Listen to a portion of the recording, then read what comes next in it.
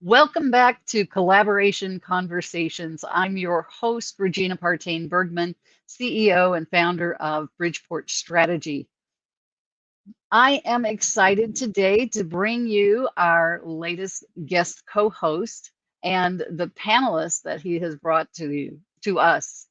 My guest co-host today is Nick Loise. Did I say that last name right, Nick? Is it Loise? It's actually Loise. So we're trying to Luis. become wasps. Yeah, so we drop a Okay. vowel every 10 years. All So it's going right. to sound like I came off the Mayflower by the time, you know, by the time I'm done on this earth. So Very good. And Nick is founder and your chief sales officer of Sales Performance Team. So welcome to the show, Nick. So glad to have you here as our co-host today. Regina, thank you so much. Thank you for all you do for the small business community. I think this is phenomenal, this opportunity that you have, but just your forum of collaboration and bringing collaborators together, especially people that really focus on helping small to mid-sized businesses. Thank you for focusing the direction on small businesses to have a conversation about profit and driving profit. I love that. Profit doctor. I got to change my title. Give you the sales doctor or something. So thank you for this time and thanks for the opportunity. Awesome. So Nick, let's get it kicked off here. I want folks hearing from you. Would you please share with us a bit about your journey, who you serve, and why that's important to you? Yeah. Well, thank you. So I kind of came from a family of small to mid-sized business owners, uncles and grandfathers and grandmothers. And, my grandmother probably was the most entrepreneurial. She had a number of businesses. Both grandfathers had small business owners and all my uncles were. As I evolved, my parents kind of were in corporate America. My mom was a teacher. My dad was in high tech, and high tech really, what you had to be in a large corporation in the 70s to really drive that, but I had an affinity for small business owners. So I knew early on I wanted to be in sales and a small business owner. And so, kind of went to university as was expected of a young man, and then started out my career. Did a lot of things, sold, but really sold in entrepreneurial businesses. Either they were somebody that brought me on, or they were my own businesses. After I got my graduate degree, I did a stint in a large corporation, two different large corporations. Realized I didn't want that, but I had to kind of get the taste and maybe get it off my shelf or off my proverbial to-do list. Good people, had a lot of fun, but just couldn't sit in another meeting anymore. Couldn't do another. Let's project out, another run rate of 14 months and anything like that. So I started an advertising agency. I was on the marketing side of the business, and we grew that. We took in some venture capital. I had some partners, and that was a phenomenal run. And as you know, with anything with venture capital, they wanted to get their money out. They were turning their money onto their next project. And partners, that's always fun, but it also was tiring. So it was probably time for me to move on. I went to go work for a private equity run company by the name of Magnetic Marketing, or GKIC, where I really learned the school of direct response and small businesses. So that was our platform. So all of my businesses were really focused, even if I was in large companies, with small businesses. And my passion is to help them on the sales side and help them on the marketing side, and hopefully and knowledgeably drive profit for them. And them knowing you will help them drive even more profit. But sales, we're sitting here right now. It's January. We're thinking about the local economy. Small businesses drive everybody's local economy. If you think about who's the fabric of society, it's small businesses. Right now in Washington, D.C., it's not a political statement, but we're talking about creating a bill of children and small businesses, both on sides of the spectrum that don't get talked about enough. And small businesses certainly need champions. And that's why I love the work that you're doing with you and your organization. Plus, these two gentlemen are phenomenal champions of small businesses that I brought on. Excellent. I love it. And like you, I have a passion for small businesses as well, and helping those small business owners. And so many are struggling today. It's a tough time for them. It's a tough time. It's a scary time, I think. It As is. I kind of work in the fabric, and our team works with all different businesses in all different industries, from home improvement, home services to educational businesses to marketing services firms. We have about 15 different SIC codes that we're working in each and every day. And it's scary. I think it's going to get scarier this year. I think there's a lot of companies that were kind of propped up by PPE money, and a lot of Hmm. folks that are having struggles with maybe they took some ERC money that's now getting clawed back. And I think it's going to be a very tough year for small businessmen and I women. agree. And I think that's why I'm passionate about being in front of it and helping them have a really solid sales plan, really solid Yeah. sales team, and really moving the needle. And I, Preston's going to talk a little bit about some of the stuff he's doing on the marketing side, which I think is critical in this day and age. And Jason is a phenomenal strategic thinker, especially on all things marketing. So I think it's going to be a fun conversation with this group. But really, it's all going to focus on helping the small businessmen gain Yeah. market share, because it's going to be a play for market share, but not giving up profit, right? Because just cutting Exactly. price is going to be a race to the bottom, right? Nobody wants to do that. Absolutely. That's not And so what we what need does to be that doing. look like? Yeah. Right. What does that Yeah. look like? I don't think it's going to be to the detriment of 2008 and 9. I survived that. I looked like Preston during that time, right? That aged me. I lost all of my hair and a lot of other stuff. But I don't think it's going to be that bad where long loans are getting called back and credit lines are being frozen or being kind of pared Right. back. But if I was a business owner, I dust off that playbook, right? I dust off Yeah. that 2008 Absolutely. playbook and say, what can I do? How can I double down on my marketing and my advertising so I could be in front of it and capture Yeah. market share? And when we come out of it, I think it's just going to be really, really, really strong companies. So it's going to be fun, but it's going to be scary. I agree. And that 2008 debacle, we'll call it, is what drives me. That really is a Yeah. lot of what's behind my passion, because I had a little under $5 million a year business at the time. I had a regional staffing firm. We were in 2 states, had 6 offices, blah, blah, blah. I was out of business by March of '09. Wow. Yeah. Closed the doors on It. 6 offices. Yeah. Yeah. So that I It. don't want others going through what I went through. And so I learned a that lot really during drives that. me. I agree. Yeah. It drives Yeah. me every day. Kind of keeps the foot on the pedal. Yeah. We had we were about a $3 million firm, right? Well, it wasn't as big as you, but I remember. I think I've told a couple of people this story, and public. You know, our line of credit was a $500,000, and I think I blinked, and it was $75,000. Right. And back in the day, we were doing.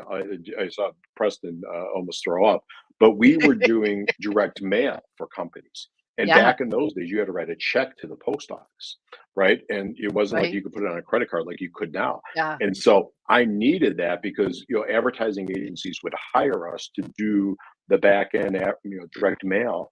And so I was Right. writing $80,000 checks to the post office every day, right, for different Wow. clients. And we blinked, and I'm like, oh.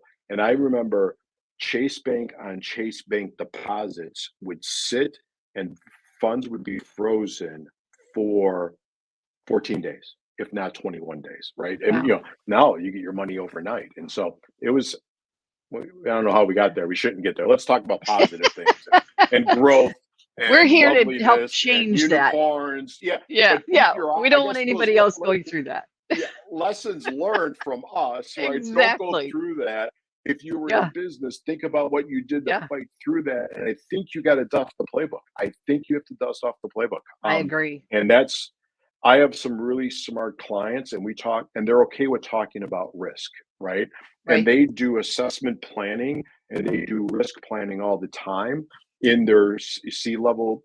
And because we're a fractional sales leader, we sit at those Right. tables with them and we say, where's the risk, right? What happens? And Yeah. I think it's just smart. And I think it was easy to kind of blink and say it's not going to happen to me, but it's going to happen. And the smart ones make the plans and make the contingencies. Exactly. And I'll never not bet on the United States and the U.S. economy, and I'll never not bet on small business owners. I Yeah. think they're crafty entrepreneurials. Figure out a way. They, Yeah. you get bloodied up, your knuckles get bruised, and Yeah. you lose hairline like I did. You get back on the But horse.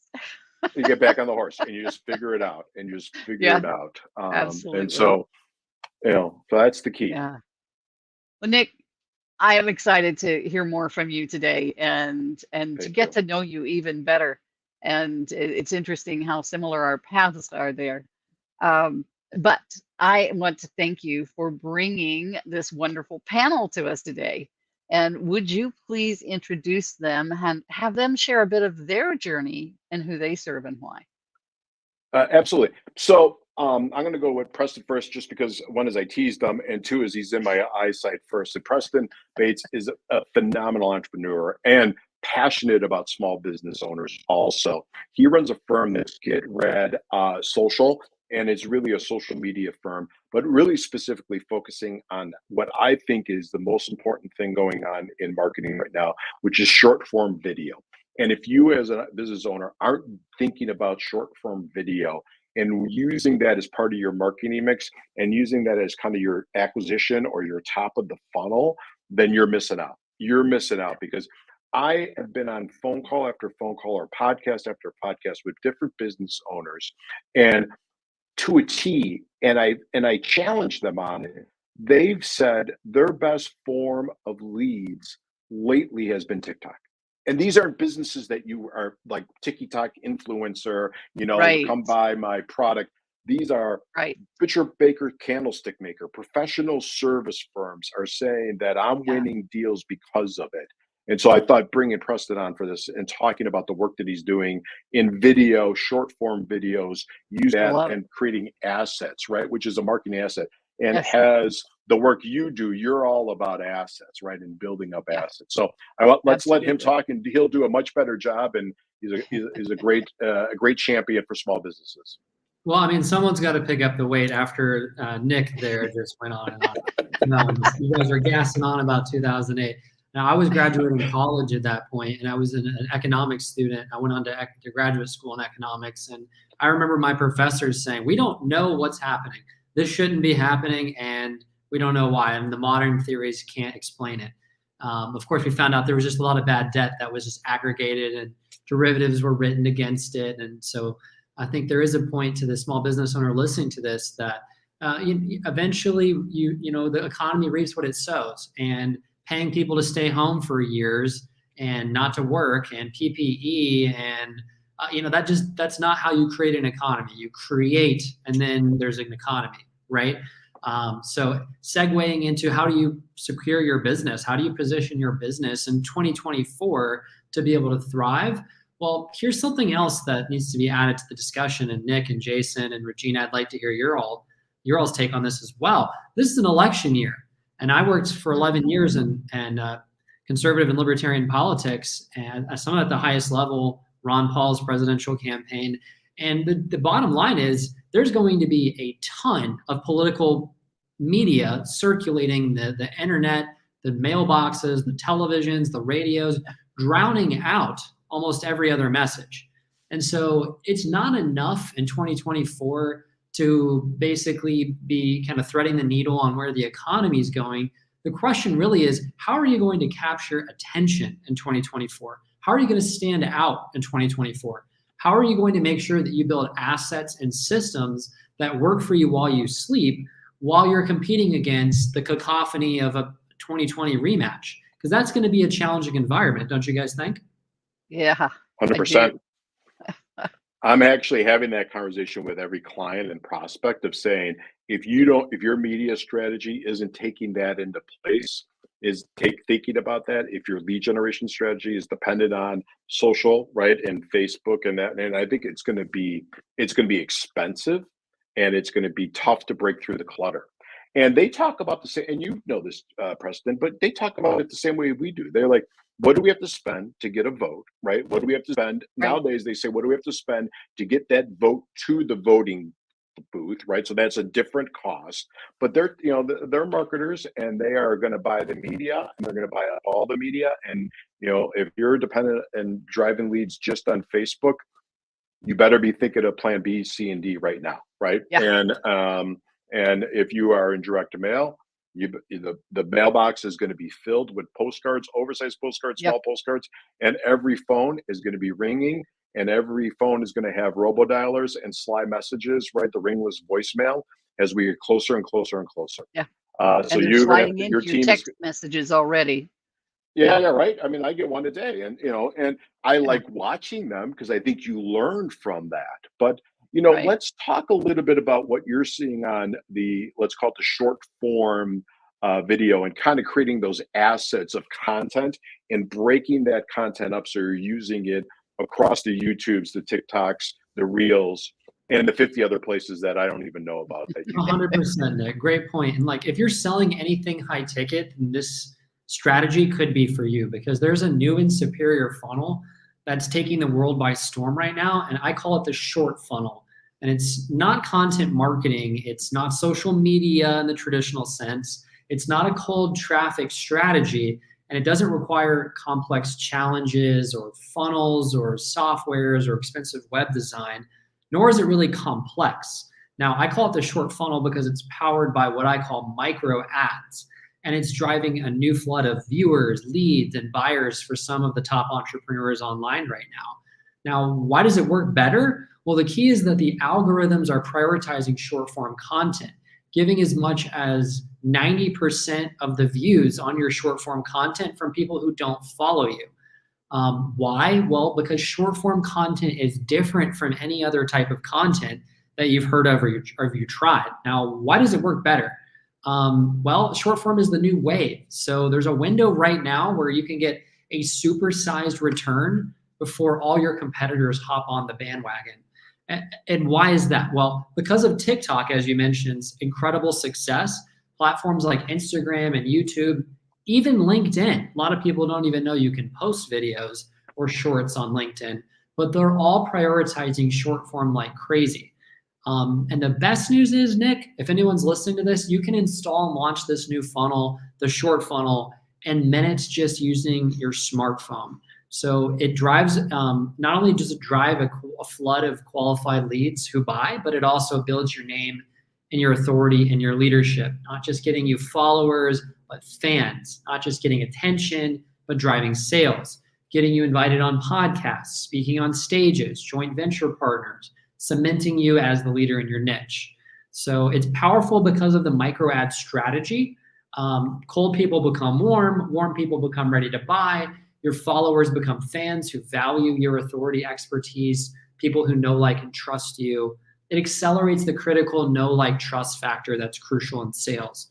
So with short funnels, you can forget about spending money on advertising to people who don't even know you, spend money more efficiently, and say goodbye to complex organic strategies and complex funnels. Does that make sense?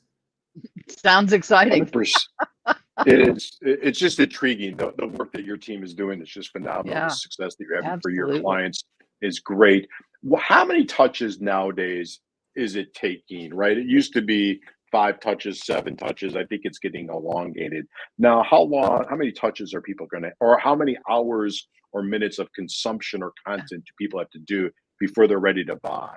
I saw last year the statistic was 17 touches. I think that number is accelerating because there's just an inundation and flood of everybody's an online coach. Everyone's a consultant. They don't all have the decades of experience that you three have. You guys are OGs, but everybody now who bought ClickFunnels and watched a YouTube video and saw Alex Hormozy thinks they're a coach and consultant. And so there's a lot more touches that are required. The good news is when you create short form content the way that I teach it, each piece is like an advertisement. Each piece has a hook, a story, some sort of authoritative secret or tip, and then a call to action. So you can watch the algorithms prioritize and send your content out for you, and then you can figure out which one you want to throw gas on. But people will find you before they've even booked a call. You can create a playlist on frequently asked questions, on positioning, on your offer, on rethinking the anti-buying patterns. I mean, the opportunities are endless. It's not going to be enough anymore to just chop up your podcast.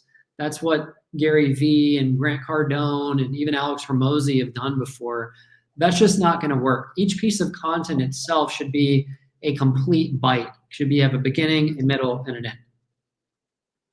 I feel like we Wow. just got a master class there in that short Didn't we short though? answer that he gave us. I mean, that was like golden nuggets. And if anybody was smart enough to pick them Ah, up and write them down, the good absolutely. news is this is on LinkedIn and some other video. They could they could Yeah. rewind that. But It's that it's was on the goal. YouTube, it's on LinkedIn, it's Yeah. on Facebook. Yeah, folks can find it all over the place. So And we're yeah, going to cut that that little was piece off incredible. as he just taught us Yeah. to, and put it out there over and over and over There again. you So go. now we Listen, know that reels on Regina and Nick, Instagram you guys are are going to be there. veterans too. I mean, I didn't tell you anything you didn't already know. What's changing is the format, and people who get on the short form format early will get an outsized return. This is the new wave, and with all waves, as you know, because you guys have seen more waves than me, it's all about the adoption window. So, I mean, I'd love to hear what you guys are seeing in your businesses, because I'm sure, it's all about profit. It's all about lifting conversion rates, Nick, et cetera. So, Yeah. Oh, awesome. Yeah, I think good stuff, and I think that's a great segue because Jason has got global vision. He works in a number of different industries. Even so much that he was in this, does a lot of work in the space industry, which I think is just the coolest thing, especially with that new telescope that was the Webb telescope that was we were geeking on the pictures when we were both working with a client. But he's in a lot of different industries, a lot of different space, and does a lot of different work.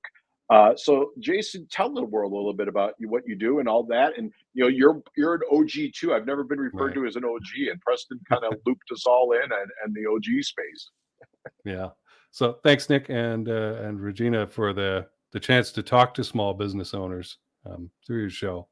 So I have carved out that spot in space and defense, and I don't know, but a small business owner might go, why is that relevant? Well, if they trust me to do that in their high compliance environment where people will die and things will explode, maybe, just maybe, it'll work for you, right?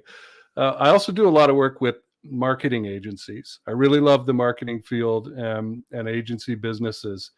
Three things that I think I've been thinking about, what do I say here, right? And I want to talk directly to the small business owners here. Three things I think you need to focus on going into this year. And you should always be doing this, but more so now with the noise, right, that we just talked about. Authority, so perceived authority as you as an authority in the marketplace. Mm-hmm. Your sales process, and decision speed. If you can't make decisions in a quick manner, you're going to die. You're going to run out of money. That's blood, right? You're going to die. If you don't have your sales process dialed in, and Nick and I work on this a lot together, we're going to talk about collaboration, right?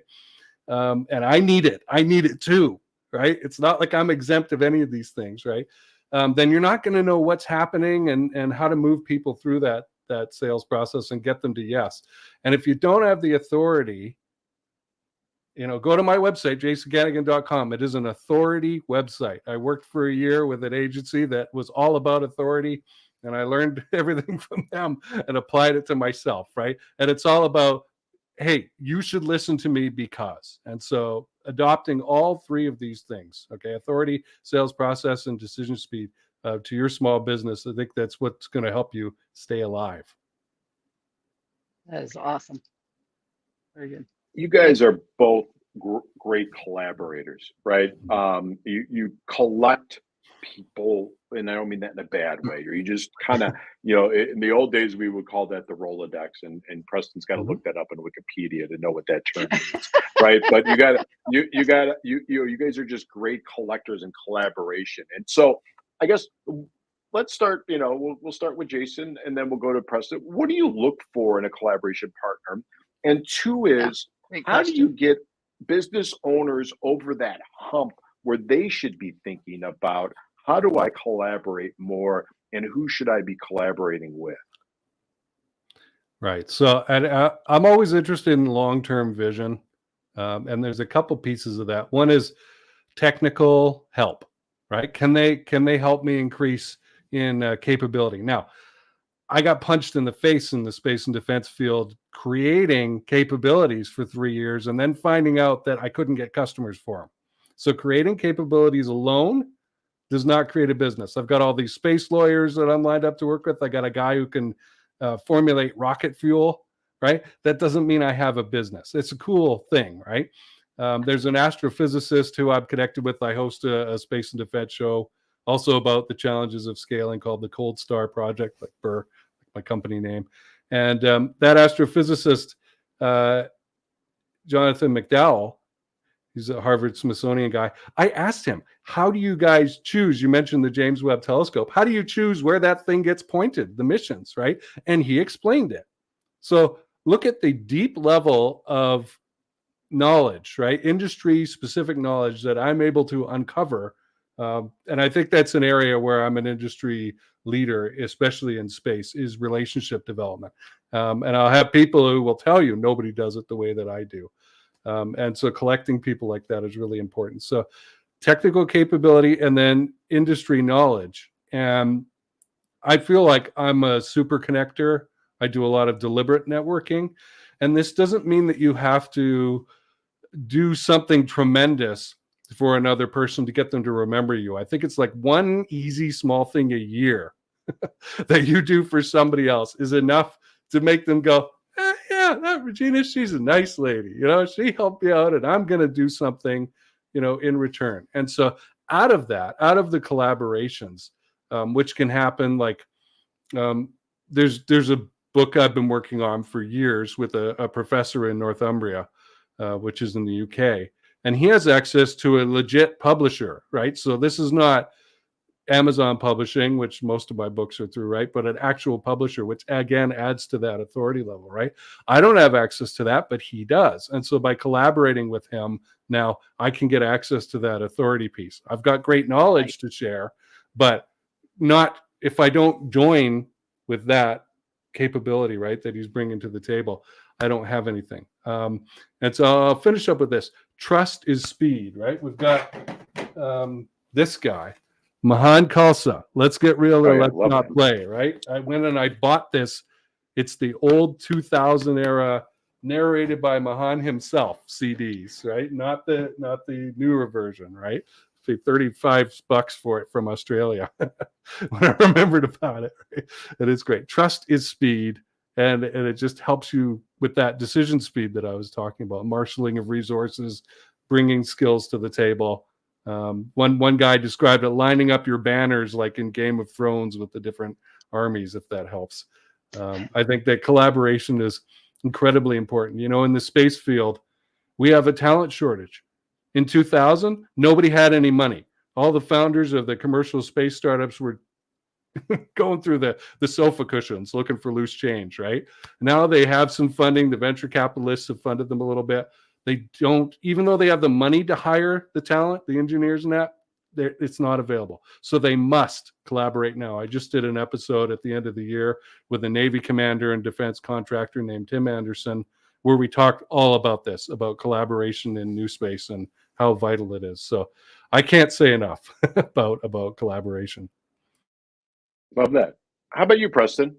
Jason, I like that. I like that you can't say enough about collaboration. Space is inherently collaborative, right? I mean, how are you going to get out in space by yourself? I mean, we're not there yet. This isn't a sci-fi reality quite yet.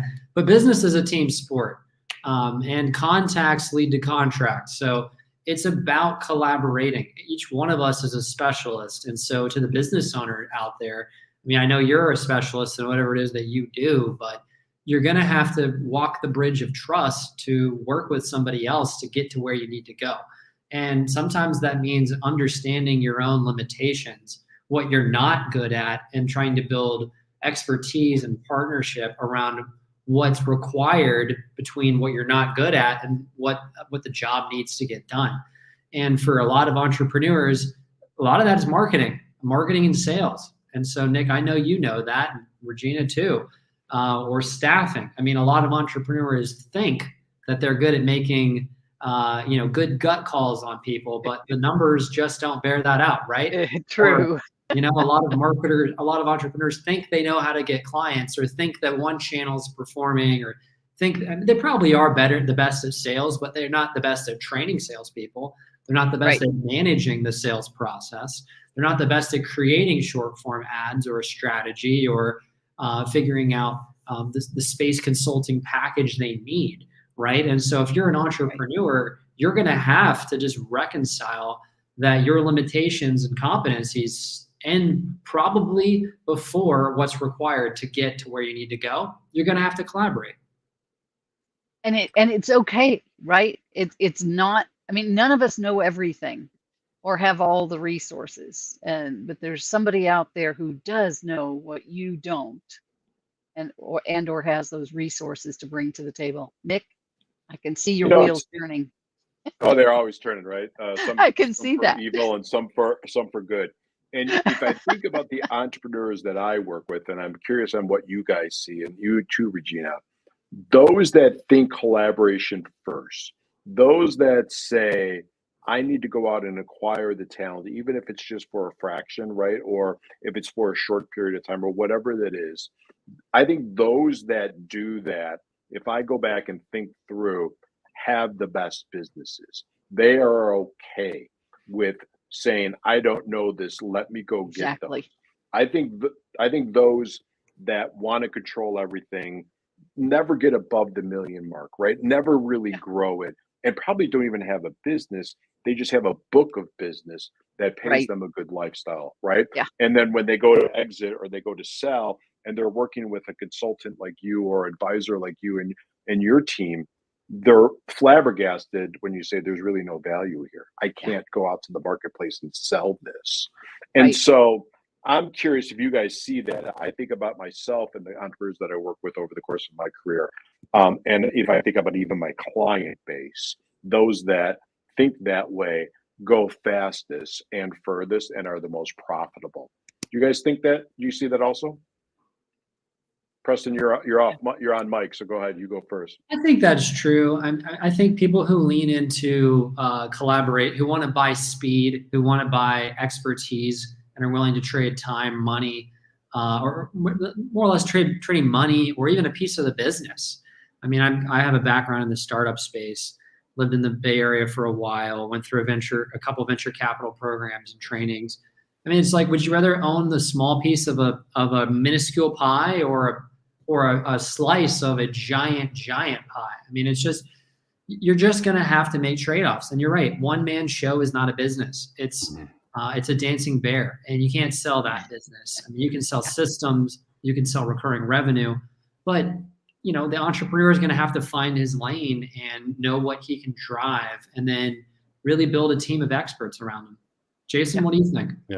Yeah, for sure. It's not a declaration of weakness to go out and get collaborative help, especially to fill out a niche that you don't know. I do it all the time. That being said, the first few businesses I ran, I was the hamster on the wheel. I ran a sales training business for a bunch of years, and it made money, but it stopped if I stopped, right? And that was no good. Also, I'm going to plug the Operational Excellence Society, which I'm on the board of advisors of. And I'm an operations management educated guy, so I care about the order in which things are done. And documenting these processes is really important. And so you get these 70-something-year-old business owners who want to retire and sell a business, but it's all about them. It's always been all about them for 50 years.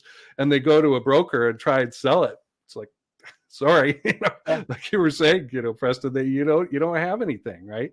And it's too bad. If you document those processes, now you're going to start to get something. And so you need that collaborative help from other fields to come in and help you.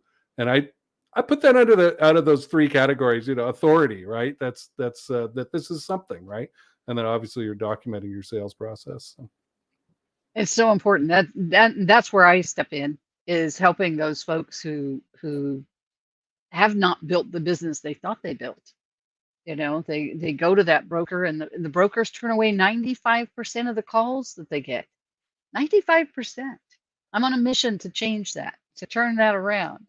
And because I've been there, right? I had to just close the doors. And, it's interesting as I talk to business owners, and oftentimes we'll say exit strategy, and they say, oh, I don't ever plan to sell my business. I don't ever plan to exit my business. And so my comment back is, well, what legacy are you leaving for your family if you're not creating a business that somebody else can buy, somebody else can run? Something happens to you, and you get hit by a train tomorrow. What happens to your family if you did not build a business that is saleable, that is truly a business? So hopefully we're thinking about How that as business owners. how soon should they come to you? I realize that nobody wants to retire, but then at a certain point you do, right? Like I'm in a miserable winter in Chicago, right? I mean, if we had the ability to move, I'd be in Texas or Arizona or some beautiful North Carolina, like Jason, right? How soon should business owners come to you or start thinking about that as they're kind of plotting out their, let's And call it the next mountain in their lives? yeah. And in my opinion, when you're building a business, it's a little like Stephen Covey, begin with the end in mind. Yeah. Okay. It's never too soon. It's never Right. too soon to start thinking about that and making sure that you're building a solid foundation. Your systems, Jason, you talked about systems. You've got all those systems in place so the business can run without you, and you have a highly profitable business. And that's where so many times small businesses are not highly profitable. And that's, one of the places that we come in. That's the profit doctor behind my name. Uh, we want to show them where there's more profit in their business that they're not taking advantage of simply because they don't know. And it's really comes down to we don't know what we don't know, right? I mean, most entrepreneurs did not go to college to become a business owner. And in college, they don't necessarily teach you everything you need to know, right? Exactly, Preston. And so we come into this world without that knowledge and not knowing what we don't know. We don't know who to ask or what to ask, which is why a coach is a great tool to have in your hip pocket, to have a coach that can show you that what that pathway is and answer those questions that you don't even know how to ask. But so are they self-aware to know that? Or is it I've got this far, as Jason was kind of pointing out with the entrepreneur, right? I've got this far. The hamster wheel is all I know. And if you're a hamster, you think you're supposed to be on the hamster wheel, You right? think you're supposed to be on the hamster, on the It's hamster. the old Yeah, analogy, who moved my cheese, right? yeah, And exactly. so how do you get them to have that awareness, right? Or is it just when the student is ready, they'll come, or when they get that slap in the face because they call the broker and they're like, "I'm going to Yeah, start playing golf," and the broker's like, "I got all of the nothing to sell," above, right? Yeah. Okay. all of Yes. the Yes. And above, yes. Nick. Gotcha. Yes, yes, and yes. Yeah, and it comes back. Preston, marketing comes back to marketing. What's the gap? What's the pain point? What's that problem that they have that they need a solution for, and they need the solution and can't find it? So if your marketing addresses that problem and that you have the solution, that's when they become aware that they need your services. And Perfect. If I can jump in there, yeah, I mean, yes, Yeah. please. Please. if the goal, Regina, is to have an exit, right? I mean, a lot of times, and I'm seeing right now, and this is something for everyone to be aware of, that founder personality driven businesses sometimes have a problem when it comes to exiting, and the founder's like, well, Yeah, who's going to take over? Who is going to be the face of this thing? And the buyers, I'm right, sure you're hearing, well, if the founder's attached to it, well, then we can't sell it, we can't replace them. So right. using short form content is a very inexpensive way for a business owner to start developing other internal personalities, or using spokespeople so that there are several personalities in the business. By the way, when you have several personalities, you're going to attract complementary audiences. Yes, I So, love that. yeah. So once you have I love that. the system, you can sell it. It's not attached to a Yeah, person, right? exactly. That's beautiful.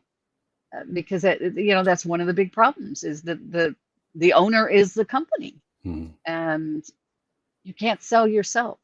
Yeah, I think Nobody Dave wants to buy Ramsey did a you. great job at that. He developed out his team with their own experts, right? So you've got Dave Ramsey at the top, financial expert, yada yada yada. Whether you like him or not, he did this, right? And he's got these helpers, right, who he turned into authorities in their own rights, where they've got their own books, they've got their own shows, they've got their own appearances, the authority, right? Again, Right. so what I'm hoping, in answer to Nick's question, how do they know? And it's frustrating that this is hope, even after all these many years, is that we're going to litter out the breadcrumbs of pain points, right? Like, hey, Small business owner, are you experiencing this? Yeah. Right? Have you gotten sick and tired of doing everything yourself? 2014, Jason thought wall-to-wall calendar appointments with clients was great. Guess who burned himself out and charged too little and had too many clients and really was spread so thin? How much could he help anybody, right? Lesson learned. 2016, I started building Cold Star business I have now. I said, I'm not going to be the I'm not going to be the hub of the wheel. I'm not going to be the center of attention, run all the things through me, decisions through me. No, I'm out on a spoke, and it's given me freedom to do a lot, right? Because I don't have to be there. I can give requirements. I can say, here's your budget, go choose a CRM. I want it to be able to do this, this, and this, but I'm not going to use it every day. You choose it, you do it. So, and coming back to Nick's question, Nick, this one might sound a little off the wall, but how they know might be because their marriage is in trouble. Their family's in trouble. My motto is save a business, save a marriage. Sure. It's business is hard on marriages and families.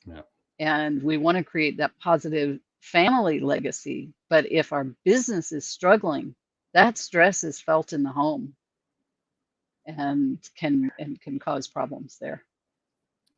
So you're spot on. You can't help but bring those to your house, right? And I applaud. There's a lot of people out there having those conversations, right? About, how do you be a better husband, better spouse, better parent, vice versa, right? Be a better mother, be a better, and, as entrepreneurs and business owners, we think, oh, we're doing everything great, but, you got to hold that mirror up and take a look and say that. And that's really an intriguing statement that you said of, they know intuitively that things are afoul because their marriage is afoul, right? Or something's going on with their children, maybe. Exactly. That's intuitive. That in itself is a sobering fact.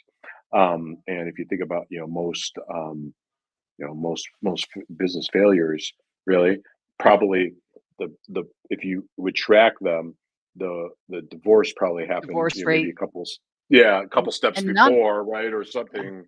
Well, that's a shame. And not only the divorce rate, but when a business is in trouble, the family's in trouble. There's, again, this generational impact. But how many suicides occur when businesses fail?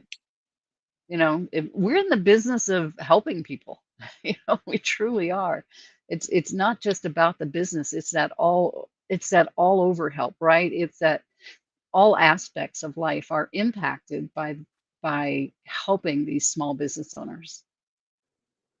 If I can We got to lighten this up. We started talking about 2008, then we're talking about suicide. We got to bring it close and hard. Like, anybody who listens to this is going to be in therapy when they're done with this one. Preston, you're going to say something. I was just going to say, I'm sure you guys can. I'd like to hear your reaction to this because it's related to what you're saying. Is that when you make money with somebody, don't you feel that's a bonding experience and that the relationship is never the same again? Yeah, I agree. Absolutely. And there's a couple different books and studies that I've been reading, and a lot of times, and this is an old study, but if you showed, and it's a male dominated story, so I apologize to the listeners, but if you showed a man a picture of his business, the endorphins in his brain would go off to the same level that if you showed a woman a picture of their child, right?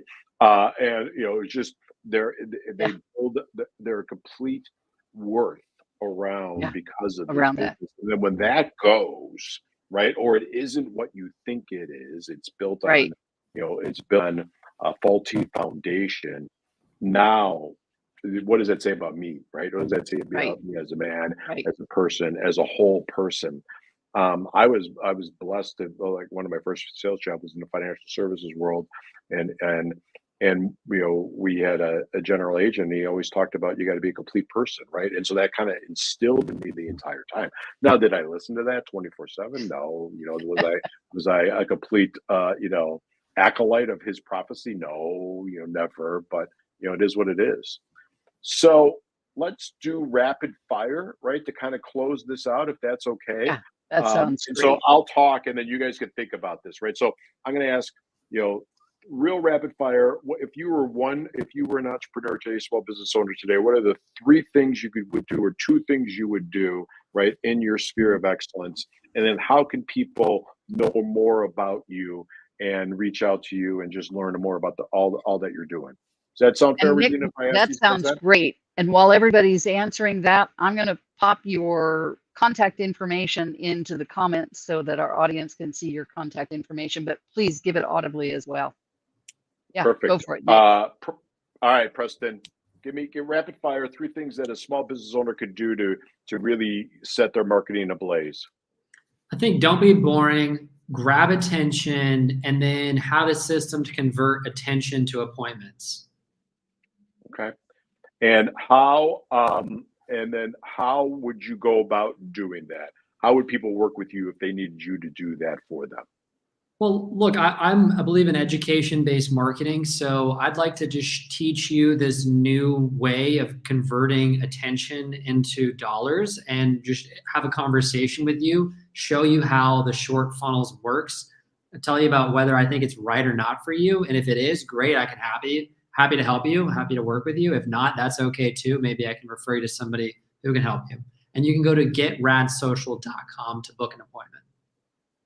Okay, perfect. Now give it to me. Give me those 3. Yeah, the 3s are, how are you going to, don't be boring, get attention, and use a system to convert attention to sales calls so they can talk to you. Love that. And getradsocial.com is how they continue the conversation with you. Perfect. Jason, you're up. It's interesting because Preston just mentioned the top of the sales funnel. So I started off with these 3. I didn't know that's what we were going to do, but I'm going to repeat them. Authority, sales process, and decision speed. I recommend you focus on those 3 things. You want authority? I think you should talk to me about media appearances and things like that. You should talk to Preston about using video, right? It's specifically to do that. Sales process, we got Nick Loise right here. I've worked with Nick for years. There's no one better, right? He's the guy I go to for coaching. How about that? All right. That should tell you something. The decision speed, you come to me. Okay. I've got a book on Amazon actually all about decision-making it says for agency owners, it's really for any business owner. And so 6 tools there, not a long book, and you'll be applying that and using it within an hour. And you have a coaching program too, Jason, right? And I'm going to ask you to cut how people find you, but you were telling me some stats about your coaching program. You've got your latest cohort. Those guys are getting more done than some people that are in different coaching programs that are sitting on them for 6 months. Yeah, we like 6-month agency founder membership programs, I guess, right? Where they've got videos and stuff coming at them and they don't make decisions and they sit there and the 6 months go by and it's done, right? My guys, it's inexpensive. We meet every day because I know you have to fall back in love with your business so you'll keep taking action. If you get overwhelmed by stuff, you won't take action. And so there's no course. We meet on Zoom for half an hour. We talk about, it's limited to like 10 people. We talk about what you ought to be doing. I give you all the advice I can about marketing, positioning, getting started, systems. We collaborate because all the other business owners are in the same kind of field, the agency marketing field, right? So they're doing stuff that's relevant to you and you could see, that person did something really neat. And so within 2 weeks, I started this cohort at the beginning of the year. Within 2 weeks, these guys are doing lead generation and booking calls. And like I said, I have enrolled people into high ticket programs, 6-month programs where nothing happened. So when you compare those 2, I know what I'm doing is effective. I love the model. I've got the feedback from them to prove it too. Yeah. I love the model. That's an interesting model. I've not heard that one before, Jason. How do people find you? Yeah, the best place is jasoncanigan.com or my LinkedIn. There are not many Jason Canigans. There's 2 in the world as far as I know. And we're both from the same kind of area. And creepily, my parents told me they met the other one. I'm not too keen about that. But and they liked him better, right? Yeah, maybe. I don't know. Oh, goodness. And Nick, how about you? Yeah, so Nick Loise, founder of salesperformanceteam.com, right? If you want to get better at selling, you want your sales teams to move deals through faster. If you want somebody to fractionally manage your sales team for you, or at least create a sales process systems, which I loved hearing today, and processes and coaching mechanism, we're the place for you. Once again, it's salesperformanceteam.com. And I think my three rapid fire a lot. I mean, this was what a phenomenal group. I've got a page of notes, right? And that doesn't happen a lot, but I got a page of notes. But I think through collaborations. If you're a business owner, think through collaboration. Today, tomorrow, next day, what does that look like? What does your referral look like, right? How do you build and link to grow your business? In business, collaboration is 1 + 1 + 1 is 16. It's not 3, right? So just keep on adding and turning that flywheel. That's the first thing. Second thing is know your past, right? I'm an acolyte of Dan Kennedy, and the one thing he always preaches: know your business and know your history. And that's why I enjoy kind of talking about those cautionary tales and knowing what's going to happen, because that will help you propel you through forward for the future. I know it's not sexy.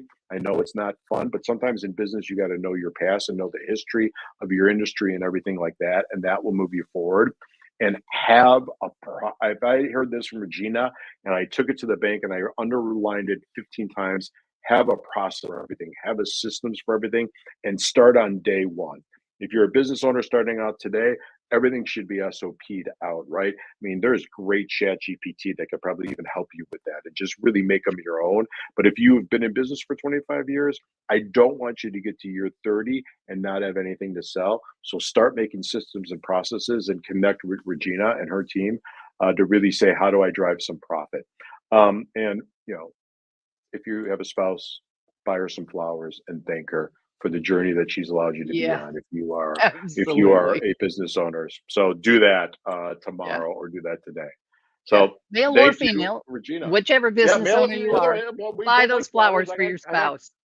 yeah, I got candles, or buy him some golf balls. And 12 is There you something go. is all I care about, Something. right? Show Yeah. that appreciation.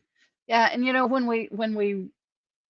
we really get a handle on building a business in a solid way, we have so much more time for our family and to be able to bulletproof our families. Um, little play on words there. You look over my shoulder. There's a book called Bulletproof Your Marriage. That was my first book. Oh, Uh, there you go. There you go. Love it. but we need to bulletproof our families. It's not just the marriage; it's our children as well. And the better handle we have on growing a good, solid business, the better those relationships are going to be, and the more equipped our children are going to be as they go out into the world. So, thank you all for being here today. This was wonderful. I really appreciated our time together and look forward to getting to know each of you better as we move forward and see how we can collaborate, because I'm all about collaboration. So this was a great collaboration conversation. Thanks again, Nick, for bringing such a great panel. Oh, these guys are so smart. I learned so much from every conversation. And thank you, Regina, for this platform, for just lifting up the conversation, lifting up the discourse that is happening around us. And I think, you are really moving the needle on the conversation and the collaboration pattern. So thank you. Thank you so very much. And thank all of you for listening today, and share this with others that you think could benefit from it. And we'll see you next time on Collaboration Conversations. Bye for now.